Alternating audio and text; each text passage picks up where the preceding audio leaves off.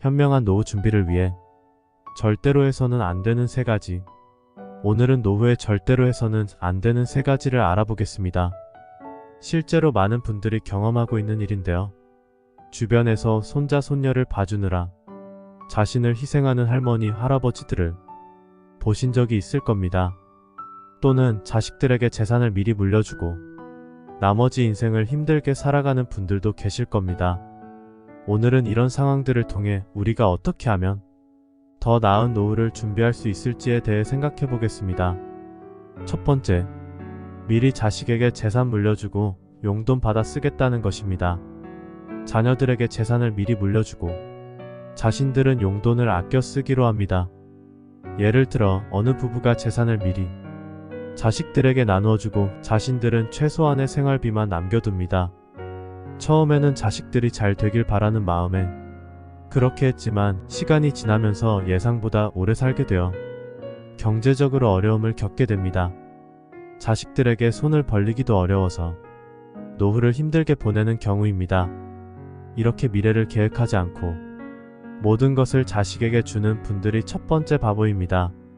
자녀들에게 재산을 물려주는 것도 중요하지만 자신의 노후를 위한 준비도 반드시 필요합니다.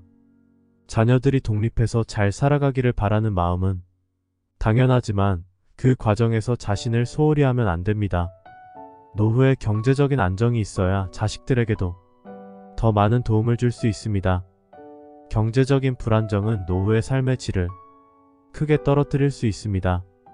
노후에는 의료비, 생활비 등 예상치 못한 지출이 발생할 수 있으며 이를 준비하지 않으면 큰 어려움을 겪게 됩니다. 따라서 자녀들에게 재산을 물려주기 전에 자신의 노후를 위한 경제적 준비를 철저히 해야 합니다. 자녀들에게도 이러한 부분을 설명하고 이해시키는 것이 중요합니다. 자녀들이 부모의 경제적 부담을 덜어주고 부모가 안정적인 노후를 보낼 수 있도록 도와주는 것이 진정한 가족의 모습입니다. 두 번째, 손자 손녀를 봐주느라 계획을 바꾸는 것입니다. 오랜만에 여행을 계획한 어느 할머니와 할아버지가 있었습니다. 이들은 이미 일정을 잡고 호텔 예약까지 마쳤습니다. 그동안 고생한 자신을 위한 여행을 기대하며 설레는 마음으로 준비하고 있었습니다. 그런데 갑자기 딸이 전화해서 엄마 김서방이 출장 가야 해서 아이들을 봐줄 수 있나요? 라고 부탁합니다.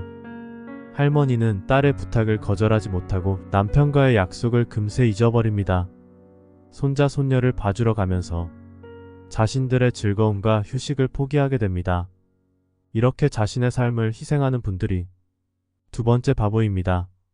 물론 가족을 돕는 것은 중요하지만 자신을 지나치게 희생하면 결국 자신의 삶과 건강을 해칠 수 있습니다. 일상생활에서 자신을 위한 시간과 공간을 확보하지 않으면 점점 더 피로와 스트레스가 쌓이게 됩니다. 이로 인해 건강이 악화되고 결국 가족에게 더 큰 부담을 주게 될 수도 있습니다. 자녀들이 부모의 삶을 이해하고 존중할 수 있도록 때로는 아니요 라고 말하는 용기도 필요합니다. 이는 이기적인 행동이 아니라 오히려 자녀들에게 독립심을 기르고 자신들의 문제를 스스로 해결하는 법을 배우게 하는 중요한 교육입니다. 부모가 자신의 삶을 소중히 여기고 건강하고 행복한 모습을 보여주는 것이 자녀들에게 더 큰 가르침이 될 수 있습니다. 결국 자녀들도 부모가 건강하고 행복해야 더 큰 안심을 느끼고 자신의 삶을 꾸려나갈 수 있는 힘을 얻게 될 것입니다. 세 번째, 손자 손녀가 자고 가겠다고 하면 방이 모자랄까 봐 집을 새로 사거나 방을 늘리는 할머니 할아버지입니다. 예를 들어 어느 할머니가 손자 손녀가 자고 갈 때마다 불편하다고 해서 집을 확장하거나 방을 늘리는 경우입니다. 처음에는 자녀와 손자 손녀들에게 편의를 제공하려는 좋은 마음에서 시작하지만 나중에는 큰 부담이 됩니다. 나이가 들수록 짐을 늘리며 자녀와 손자 손녀들을 위해 모든 것을 희생하는 분들이 세 번째 바보입니다. 이렇게 집을 확장하거나 새로운 집을 사는 것은 큰 비용이 들고 나중에 관리하기도 어려워집니다. 노후에는 오히려 단순하고 관리하기 쉬운 생활 환경이 필요합니다. 자녀와 손자 손녀들에게 편의를 제공하는 것도 좋지만 자신의 생활을 지나치게 희생하지 않도록 주의해야 합니다. 노후에는 더 이상 큰 집이 필요하지 않습니다. 오히려 작은 공간에서 편안하고 효율적으로 생활할 수 있는 환경이 더 중요합니다. 큰 집을 관리하는 것은 체력적으로도 힘들고 경제적으로도 큰 부담이 됩니다. 자녀와 손자, 손녀들에게 일시적인 편의를 제공하는 것보다는 자신이 건강하고 행복하게 지낼 수 있는 환경을 유지하는 것이 더 중요합니다.